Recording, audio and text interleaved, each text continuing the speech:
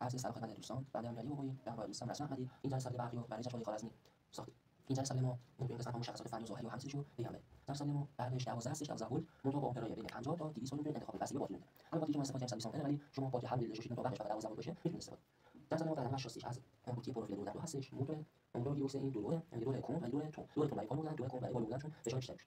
این شرط رو می‌بینید برای اینکه جلسه ما متحرک و سیار میتونه که مثلا مسافت رو طی کنه. این داخل جلسه ما شهر بالا هست ما میتونیم زمانی که هر وقتی خواستیم به دستگاه قدیشویی با این جلسه کار کنیم میتونیم داخل پایین البته میگم که این جلسه ما سینوسیش 2 متر متر و نیم هست ولی اگه نیاز شد داخل ما قابلیت پایین و بالا رفتن داره یا اینکه این زنجیر رو در میارید میتونه برای کار انجام بده. اینا میگم بهتون که جلسه ما موتور قوی داره و الان استارت کامیون که 12 کیلو وزنشه رو راحت بلند کنه و کاربرد زیادی داره توی شغل فنی مکانیکی قدیشویی این شغل استفاده خوبی داره و واقعا میشه استفاده کرد. اینا میگم که این داخل 180 درجه تاپ می‌خوره یا سمت راست یا سمت چپ. این کنترل که ما این جلسه گذاشتیم دو تا چیز داره برای بالا برای پایین. من می‌خوام استارت وزن 12 کیلو رو بکشم بالا.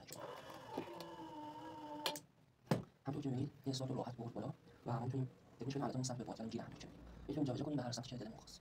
بعد دوباره پایینم می‌تونیم بیاریم یا می‌تونیم مثلا بذاریم می‌تونیم بیاریم قسمت و با خود جلسه هم بشه کنیم و اینا میگم که شاسی که ما طراحی کردیم قبلا بهتون گفتم آهن هیچ مشکلی نداره با وزن 50 کیلو هیچ مشکلی نداره وارد خودش رو با خود جلسه هم کنه. امیدوارم که حمایت کنید. خیلی ممنون. با تشکر.